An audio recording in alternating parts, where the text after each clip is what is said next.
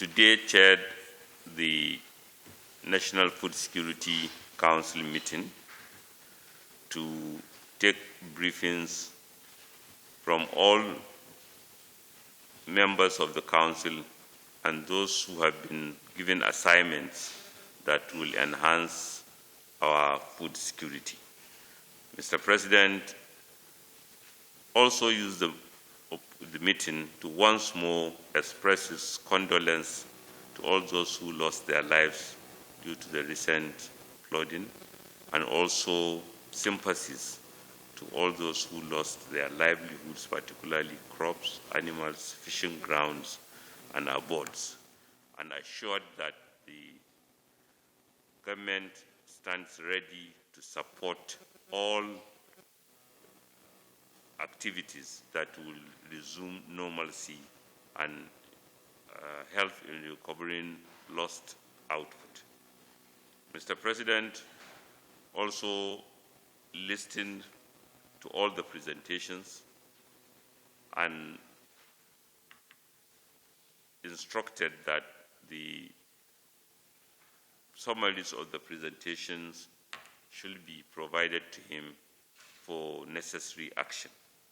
He was very pleased with reports that harvest has commenced in some parts of the country in respect of some crops, and because of that, the prices have begun to respond to harvest by beginning to come down. Yesterday, the Chief of Staff and I held a meeting with all the commodity associations in preparation for the meeting, and we heard stories about, despite the coronavirus pandemic, despite the flooding, there's very strong expectation of high output during this harvest season, which will impact on prices. Mr. President equally took reports about the implementation of the Economic Sustainability Plan and the numerous initiatives by the Central Bank and other development banks, Bank of Industry, Bank of Agriculture, Nexim, NICEL, to ensure that funding is available to for the finance of our food security need, particularly agricultural production. Equally, we heard from the National Security Advisor, the Controller General of Customs on the border closure, and last but not the least, the Central Bank Governor, the Minister of Finance, and also the 6 governors representing the geopolitical zones also gave views from the geopolitical zones that they represent. Next question. Most countries are battling with the effects of COVID-19. How would you say this council has helped Nigeria address the problem of food crisis? I think we are lucky that we started early. The council was set up in March 2018, and it fits into the president's mantra, let us grow what we eat and let us eat what we grow. And the Nigerian people have responded enthusiastically to the extent that we have seen movement back to land, movement back to production, movement back to processing. And in some crops, we have achieved self-sufficiency. That is why, despite the coronavirus pandemic, there is no shortage in those crops. However, there has been slight increase in prices because of frictions and disruptions in demand. And now those are even coming down in response to the harvest season.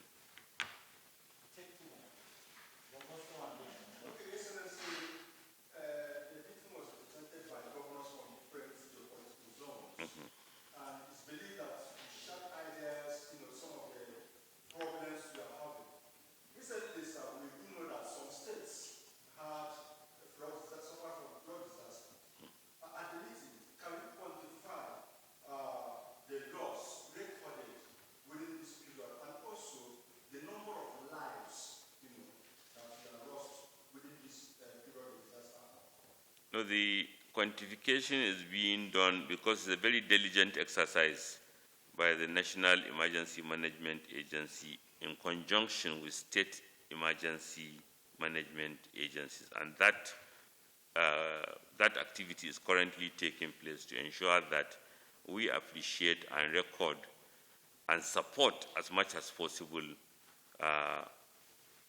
all those who have been affected. And so beyond the expression of condolence and sympathy,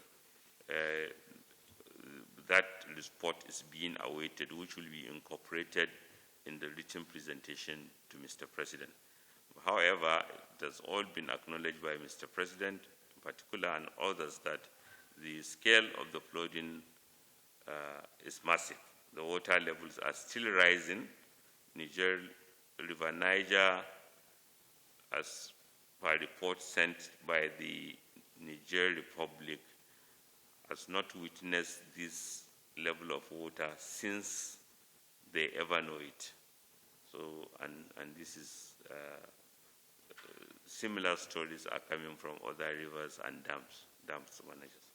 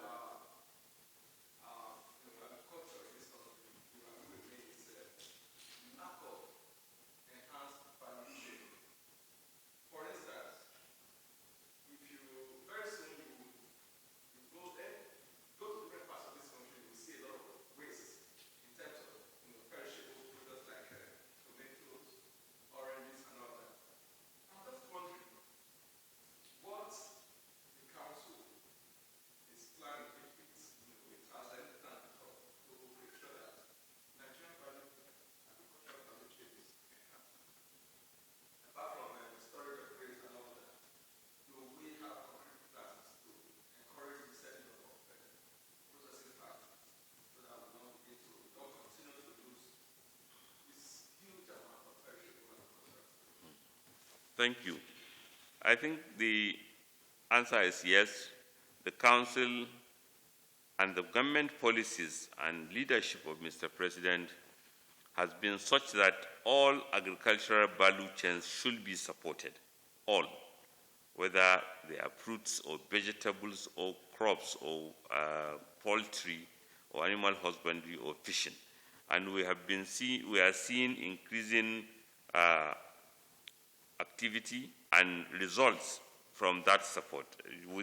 I think in May this year, within the period of pandemic, this coronavirus pandemic, in Kebbi State, a 20 billion naira tomato processing plant by GB Foods commenced operation. And these stories are happening everywhere. You see onion drying plants coming up, fruit processing plants increasingly coming up. And I think because Nigerians are waking up to the belief that, yes, we should take pride in what we produce and consume what we produce, a lot of investment is going into processing and is supporting more production.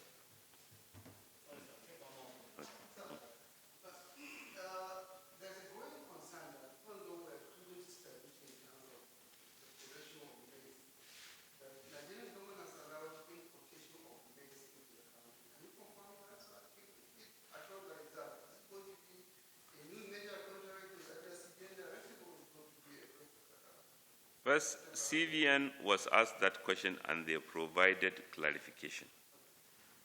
Maize was never on the importation ban list. What CBN did in order to support domestic maize production was to restrict the sale of foreign exchange for maize importation. And but maize is not a banned commodity yet, but there was restriction. If you recall, the rice program also started by President directing the central bank to deny any importer of rice foreign exchange.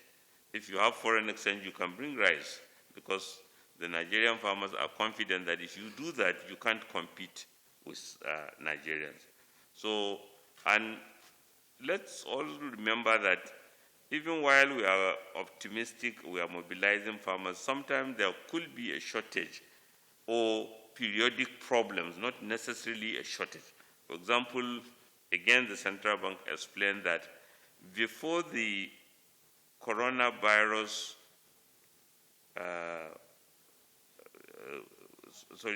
before the coronavirus impact has hit fully, there are some people who have ordered maize which had not arrived, and that maize was in the ports. And when he received the report, I'm not privy to those reports. When he received the report, he allowed that maize to be cleared. And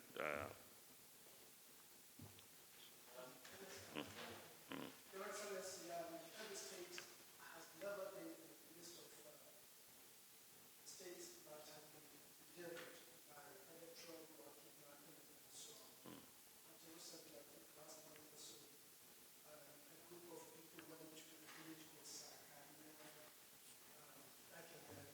and kidnapped the self-killed that village. Now, what are you going to do to stop that? I think all Nigerians, we must understand, there is a distinction between criminality and state of insecurity. Criminality has been around for all ages. You can hardly eliminate it. There will always be that criminal activity, pockets of criminal activity, almost literally in any human society. But the wider state of siege, banditry, insecurity, we are turning the corner. And like you said, in Kebbi State, we have been lucky, but B, more importantly, we recognize that to really provide security, you have to focus on the need of every economic group. Go to any state in Nigeria, whether it is Anambra or Borno, you find that most of the clashes, most of the conflict is caused by competition over resources. Communal clashes, communities fighting over land. Amuleri and Aguleri in Anambra is a household name when it comes to conflict between Ebonyi and Cross Rivers. Maybe close to 2,000 people have been killed in the last 2 years because of land. Ife Modakeke is a memorable land crisis. The challenge between the Tibis and Jukuns is a land crisis. Aguatus in Benue and Ombaze in Nasarawa is a land problem. And this is the story everywhere. Go to the courts, community area courts, community courts in every state. You find that there are resource-based conflicts that are, so governments have to actively recognize that we have to provide for everyone and manage. For example, in Kebbi, we recognize early enough that the more we invest in farming without paying attention to the need of fishing communities, without paying attention to the needs of pastoralists, we might be over-investing in one at the detriment of the other. And that conscious and collective, and then within that also create conflict resolution mechanisms at the lowest level, at the village level, at the community level, at the town level, and it will help contain and prevent a siege. Your Excellency, rising from this crucial National Security Council meeting, as Vice Chairman, what assurances are you giving Nigerians as a promise of hope in view of the heightened concerns around the food supply system occasioned by the very challenges of continent? No, I'm confident that the commitment of the Nigerian government, ably led by President Muhammadu Buhari, and mobilization of all stakeholders, financing inputs will be available, and what I saw in the zeal of the commodity associations and our Nigerian farmers, fishing communities, and those in the livestock sector, poultry sector, and small-scale processors, women rice processors, women farmers, certainly we are able to meet our objectives. Because one of the key items of the presentation has been how to provide inputs timelessly enough for us to respond, that once flood water begin to recede, planting will take place across all those flood plains in order to recover lost ground and even mobilize more people. And one can see the number of people who are willing to do so. Thank you so much, Your Excellency. Thank you.